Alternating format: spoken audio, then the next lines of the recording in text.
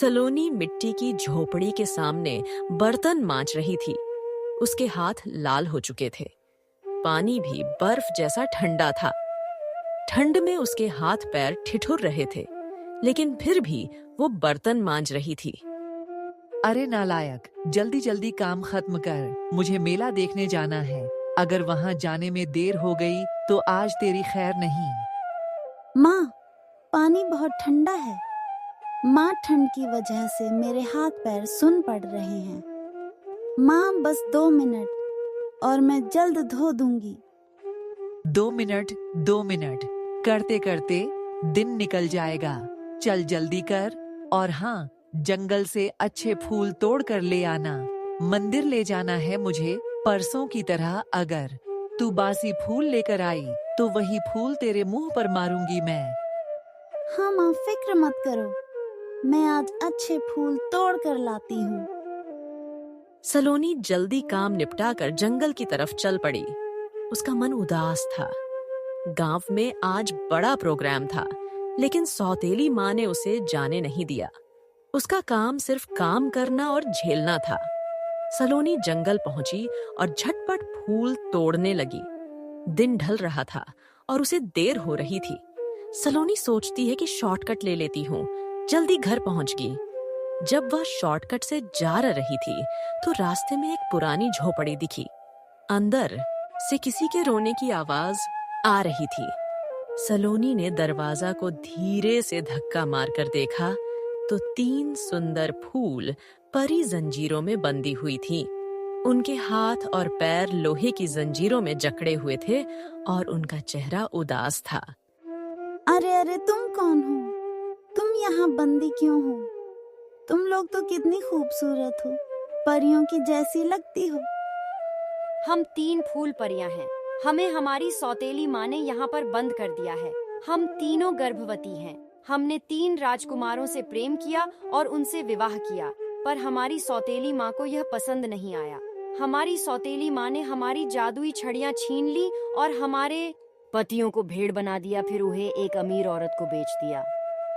बेचारे हमारे पतिया पता नहीं कहाँ होंगे, उनका हाल क्या होगा। यह सुनकर सुहानी चौंक गई और परियों से कहा, अमीर औरत, क्या क्या वो उन्हें मार डालेगी? हाँ, कल रात एक बड़ी दावत है। उसमें उन भेड़ों की भली चढ़ाने वाली है। वो अगर हमारे पतियों को कुछ हुआ तो हम मर जाएंगे।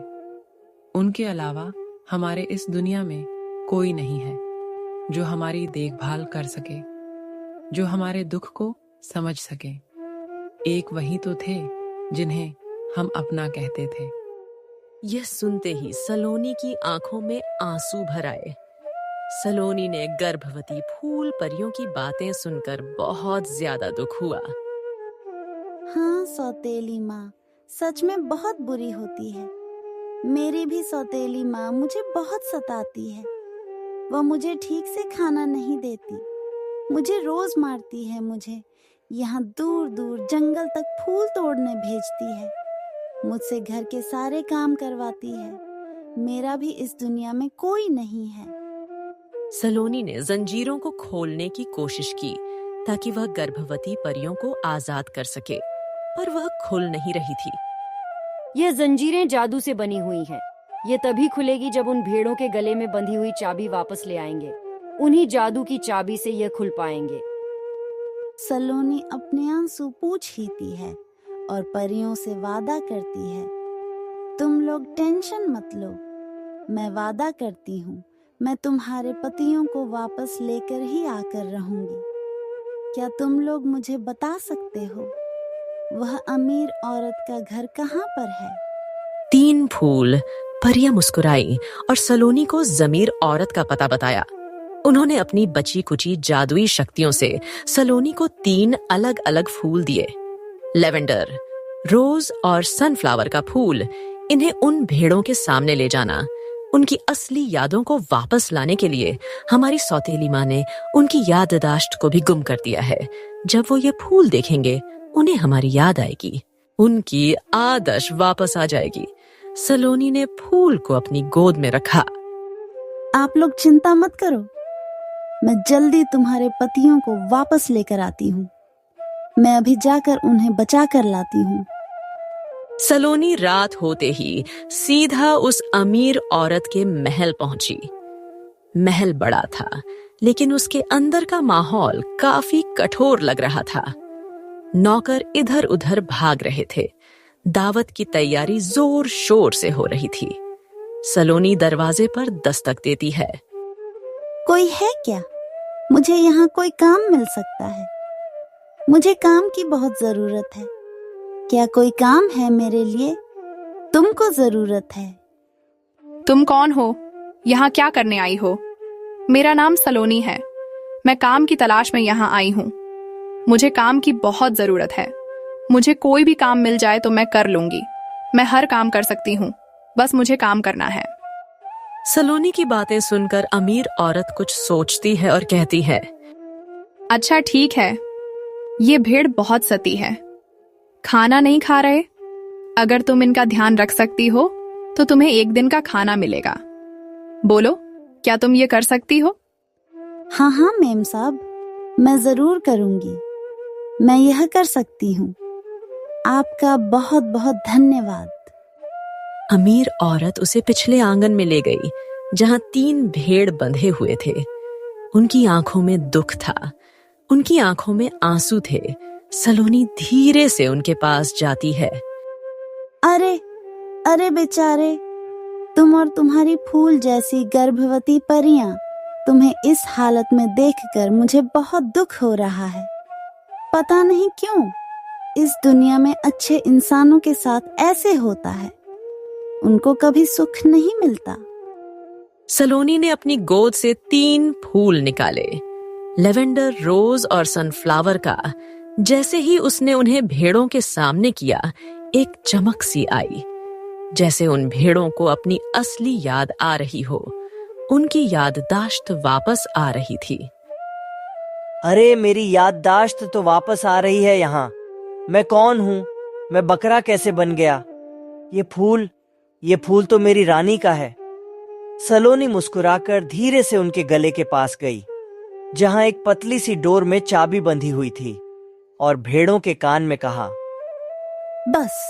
बस थोड़ा और इंतजार कर लो। मैं तुम्हें यहाँ से निकाल कर ले जाऊंगी। मैं तुम्हारी पत्नियों के पास तुम्हें ले जाने आई हूँ। बस तुम चुपचाप मैं जैसा कहती हूँ वैसा करो।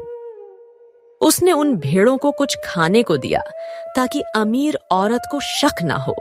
फिर धीरे से उसने उन भेड़ों से कहा, यह घास मत खाओ।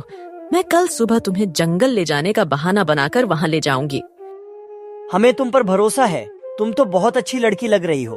रात भर सलोनी ने यह सोचने में बिताई कि सुबह कैसे भेड़ों को ले जाया जाए। बिना पकड़े जाने के सुबह होने से पहले ही सलोनी उठ गई। अमीर औरत की महल में सभी नौकर दावत की तैयारी में लगे हुए थे। उसे मौका मिल गया। सलोनी धीरे से भेड़ों के पास जाती है। मैंने एक बहुत अच्छा प्लान बनाया है।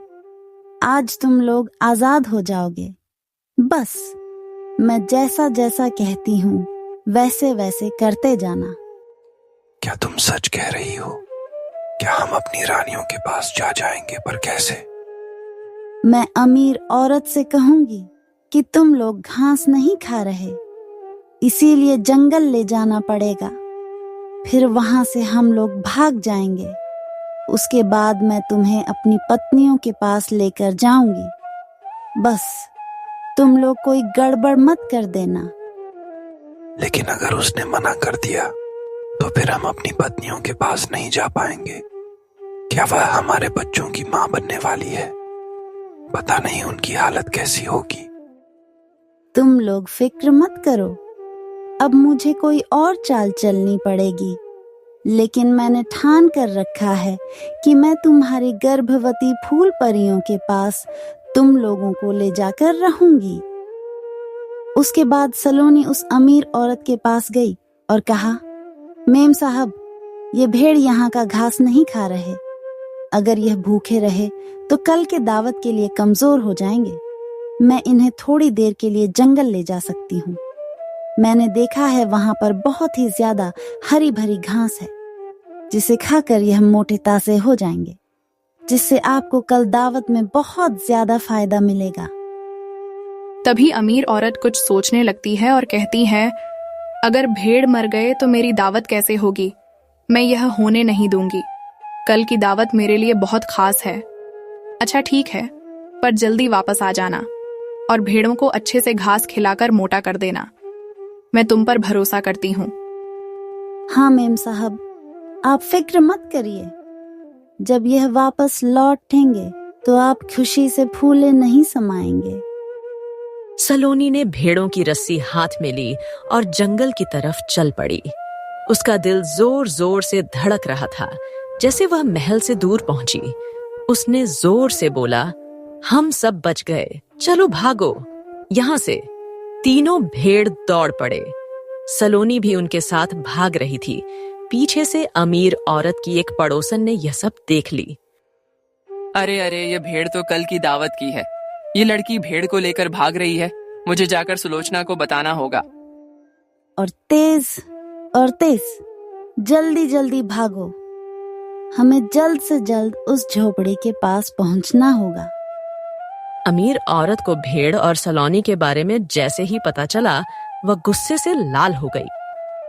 मुझसे भेड़ छुड़ाकर भाग गई। इस लड़की को तो मैं सबक सिखाकर रहूंगी। मैं इसे जिंदा नहीं छोड़ूंगी। चलो लड़कों, डंडे उठा लो और मेरे साथ चलो। अमीर औरत 2 आदमियों को लेकर सलोनी के पीछे भागी। सलोनी भेड़ों के साथ दौड़ती दौड़ती जंगल के उस कोने में पहुंची जहां वो झोपड़ी थी और उसके अंदर फूल परियां बंधी हुई थीं। मैंने अपना वादा पूरा किया। ये रहे तुम्हारे पति। मैं तुम्हारे लिए तुम्हारे पति को लेकर आ गई हूँ। अपने पतियों को देखकर फूल परियों की आंखों में आंसू बहने लगे। उन्होंने अपने पतियों को पहचान लिया। अपनी गर्भवती पत्नियों को सही सलामत देखकर भेड़ों की आंखों में आंसू आ गए। राजकुमार भेड़ों की आंखों में चमक आई। राजकुमार, आप सही सलामत हो। ऊपर वाले का बहुत बहुत धन्यवाद।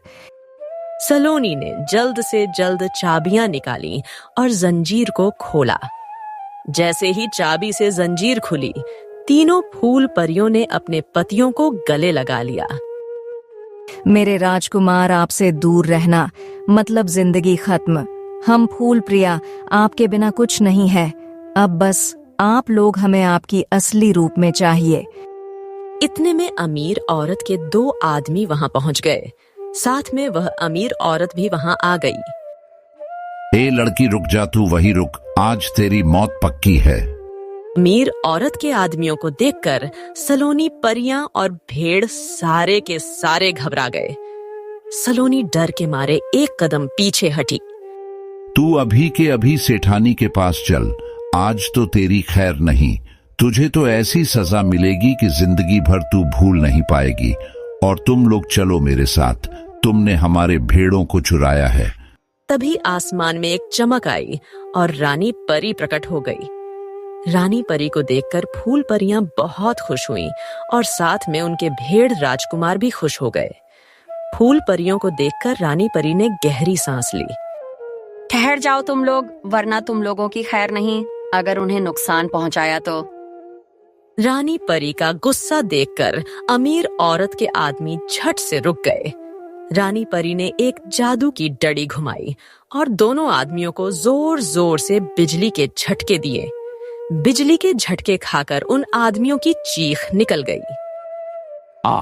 बहुत ज्यादा दर्द हो रहा है। अरे छोड़ो हमें। अरे अरे छोड़ दो। सेठानी जी, बचा लीजिए। अमीर औरत दूर से यह सब देख रही थी। जैसे ही उसने देखा कि रानी परी सचमुच इतनी शक्तिशाली है, वो डर के मारे वहां से भाग गई। रानी परी ने अपनी जादुई छड़ी घुमाई, एक चमक उठी और भेड़ के रूप में जो 3 राजकुमार थे, वह अपने असली रूप में लौट आए। मेरे राजकुमार, आपको असली रूप में देखकर मैं बहुत खुश हूँ। मैं जानती थी कि एक दिन आप लोग जरूर वापस आओगे। मुझे ऊपर वाले पर पूरा भरोसा था कि वह हमें अलग नहीं करेंगे। राजकुमारों ने अपनी पतियों को गले लगा लिया। सलोनी की आंखों में आंसू आ गए। उन सबको देखकर वह अपने घाव भूल गई। गर्भवती फूल परियों को अपने राजकुमारों से मिलते देख उसको ऐसा लगा कि एक उसका मकसद पूरा हो गया, उसकी जीत हो गई। यह सब देखकर कितना अच्छा लग रहा है, पर मेरी सौतली माँ आज भी मुझे बहुत दुख देती है। पर कोई बात नहीं, आप सब खुश रहिएगा। आज से आपको आपकी तिली माँ से छुटकारा मिल जाएगा। कम से कम इस जिंदगी में मैं किसी के काम तो आई, किसी की खुशी की वजह तो बन पाई। सभी फूल परियों ने सलोनी का धन्यवाद किया।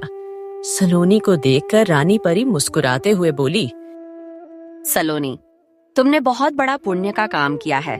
तुमने अपनी हिम्मत और समझदारी से 3 गर्भवती परियों को उनके पति से मिलवाया है। यह हमारे परदेश की 3 फूल परियां थीं। तो दोस्तों, आपको इस कहानी से क्या सीखने को मिला, हमें कमेंट में जरूर बताएं। और आप हमारे चैनल पर नए हैं तो वीडियो को लाइक करके चैनल को सब्सक्राइब जरूर करें। सर्दियों का समय था। पहाड़ों से घिरे एक छोटे से गांव में कड़कड़ाती ठंड पड़ रही थी। गांव के लोग अपने अपने घरों में गर्म कपड़ों और आग के सहारे ठंड से बचने की कोशिश कर रहे थे। यहाँ के गांव के लोग हर साल सर्दियों में कठिनाइयों का सामना करते थे, लेकिन इस बार ठंड बहुत ज्यादा थी और बर्फबारी हो रही थी। उसी गांव के बाहर एक साधु रहते थे। उनकी कुटिया बहुत साधारण थी, जिसे उन्होंने खुद लकड़ी और पत्तों से बनाए थे। गांव के लोग कभी कभी उनके पास जाते थे, लेकिन इस बार ठंड के कारण सबने उनसे दूरी बना ली थी। साधु का स्वभाव बहुत दयालु था और वे हमेशा दूसरों की मदद के लिए तत्पर रहते थे। वह साधु कड़कड़ाती ठंड में सहायता मांगने गांव में आते हैं। सुनो पुत्र, यह ठंड बहुत कठोर है। मेरी कुटिया में आग जलाने का कोई साधन नहीं है। अगर आप सभी थोड़ी मदद करें, मुझे थोड़ा खाना या कोई पुराना गर्म कपड़ा दे दो, तो मैं यह ठंड सहन कर सकता हूँ। बाबा, आपके लिए गांव में अब कोई साधन नहीं है। हमें खुद के लिए मुश्किल हो रही है। आप तो भगवान के भक्त हैं, उन्हीं से मदद मांग लीजिए। हाँ बाबा, हम तो खुद इस ठंड से परेशान हैं। आप साधु हैं, तपस्या कीजिए। तपस्या करने से गर्मी आएगी, आपको क्या जरूरत गर्म कपड़े की। बेटा, भगवान ने इंसान को इंसान की मदद के लिए बनाया है। अगर आप एक दूसरे की मदद नहीं करेंगे तो यह जीवन किस काम का है। कृपया मुझे पुराने ही सही, पर मुझे गर्म कपड़े दे दो। साधु के लाख कहने पर उनकी कोई मदद नहीं करता। गांव वालों पर साधु की बातों का कोई असर नहीं हुआ। सब ने अपने अपने काम में ध्यान लगाना शुरू कर दिया। साधु निराश होकर अपनी कुटिया लौट जाते हैं।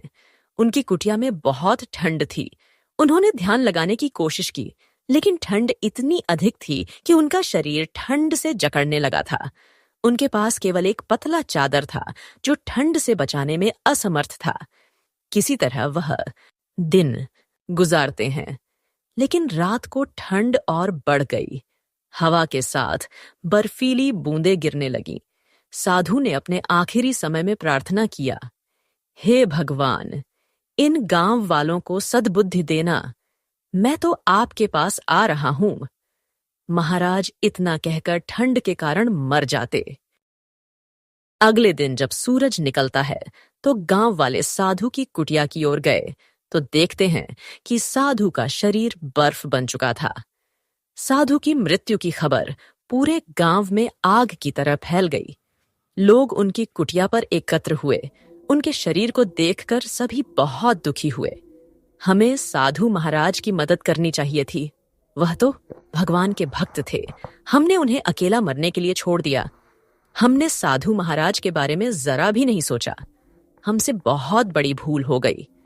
हमने अपने स्वार्थ के आगे उनका जरा भी बात नहीं सुना। साधु की मृत्यु के बाद गांव में अजीब घटनाएं होने लगीं। ठंड और भी भयानक हो गई। बर्फ गिरने लगा और ठंड से सभी का हालत खराब होने लगी। आसमान में बादल छा गए। कड़ाके की ठंड ने गांव वालों की जिंदगी थाम दी थी। बर्फीली हवा ने जैसे हर किसी को घर में कैद कर दिया था। हर तरफ सन्नाटा पसरा हुआ था और ठिठुर ठंड ने लोगों के दिलों में डर भर दिया था। खेत बंजर होने लगे थे। सर्द मौसम ने मानो हर किसी की जिंदगी थाम दी थी और लगातार बारिश होने लगी। गांव के खेत बर्बाद हो गए। इस ठंड ने तो सच में हद पार कर दी है। सुबह से ही हाथ पैर सुन्न हो जाते हैं। घर में चूल्हा जलाना तो दूर, आग जलाने की हिम्मत भी नहीं होती। लगता है इस बार ठंड का कहर जान लेकर ही मानेगा। दूसरी तरफ एक बूढ़ा आदमी अपनी बेटी जूली के साथ रहता था। ठंड में उसके लिए घर चलाना मुश्किल हो रहा था, लेकिन जब तक वह ठंड बर्दाश्त कर पा रहा था तब तक वह मेहनत कर रहा था। पिताजी, इतनी ठंड में आप खेत क्यों जाते हैं? देखिए ना, आपका चेहरा लाल हो गया है और हाथ पैर भी ठिठुर गए हैं। अगर आप बीमार पड़ गए तो हमारा क्या होगा? आपको अपना खुद का ख्याल रखना चाहिए। ये ठंड बहुत खतरनाक है। पिताजी। बेटी, मैं भी जानता हूँ कि यह ठंड कितनी मुश्किलें खड़ी कर रही है, लेकिन अगर मैं खेत में काम नहीं करने जाऊंगा तो हम खाएंगे क्या? घर में कुछ बचा नहीं है। यह खेत ही हमारी रोटी का सहारा है। ठंड चाहे कितनी भी कड़ी हो, मुझे काम करना ही होगा। अगर मैं हार मान जाऊंगा तो तुम्हारे भविष्य का क्या होगा? लेकिन पिताजी, क्या कोई और तरीका नहीं है? क्या किसी से मदद नहीं ली जा सकती है? आपकी यह हालत देखकर मेरा दिल टूट जाता है। बेटी, इस दुनिया में दूसरों से मदद मांगने से कुछ नहीं होता। हर कोई अपनी अपनी परेशानियों में उलझा हुआ है। हमें अपने पैरों पर खड़ा होना होगा। ठंड हमें हरा नहीं सकती, क्योंकि मेहनत करने वालों को ऊपर वाला कभी भूखा नहीं रखता। जूली, जल्दी से खाना लगा दो मुझे। सुबह जल्दी खेत जाना है ताकि दिन ढलने से पहले खेत से वापस आ सकूं। पिताजी, खाने के लिए घर में एक दाना भी नहीं बचा है और पैसे भी खत्म हो चुके हैं। क्या घर में खाने को कुछ भी नहीं बचा? ये कैसे हो गया जूली? कल ही तो सोचा था कि बाजार जाकर कुछ आटा दाल लेकर आऊंगा, लेकिन ठंड के मारे बाजार भी नहीं जा सका। पिताजी, आप ही हर बार हमारे लिए सब कुछ करते हैं। अब तो हाल ऐसा हो गया है कि आग जलाने के लिए भी लकड़ियां नहीं बची। ऊपर से यह ठंड हमारी जान ले रही है। बस कुछ लकड़ियां भी आज खत्म हो जाएंगी। निराश मत हो बे बेटी, ये मुश्किल वक्त भी बीत जाएगा। ऊपर वाला हमारे साथ है। जब तक मैं जिंदा हूं तुम्हें भूखा नहीं रहने दूंगा। कल मैं जंगल जाऊंगा, चाहे कितनी भी ठंड क्यों ना हो। मेहनत करने वालों के लिए हर रास्ता खुला रहता है। जोखन अब मजबूर हो चुका था। वह फैसला लेता है कि वह जंगल से लकड़ियां काटकर बाजार में बेचेगा, अपने घर के लिए अनाज लाएगा। पर कर कराके के ठंड ने पूरे गांव को अपनी चपेट में ले लिया था। चारों तरफ बर्फ की सफेद चादर और सन्नाटे का माहौल था। इस भयंकर ठंड में जोखन जैसे तैसे पेट की आग बुझाने के लिए हर हाल में काम करता था, चाहे ठंड जान ही क्यों ना ले ले। हे ऊपर वाले, ठंड तो जानलेवा हो रही है, पर अगर लकड़ियां नहीं काटूं तो घर में चूल्हा कैसे जलेगा? खेत के सहारे रहूंगा तो हम बाप बेटी भूख से मर जाएंगे, क्योंकि खेत में अनाज अब भी तैयार नहीं हुआ है। ये ठंड मेरी मेहनत का इम्तिहान ले रही है। जोखन।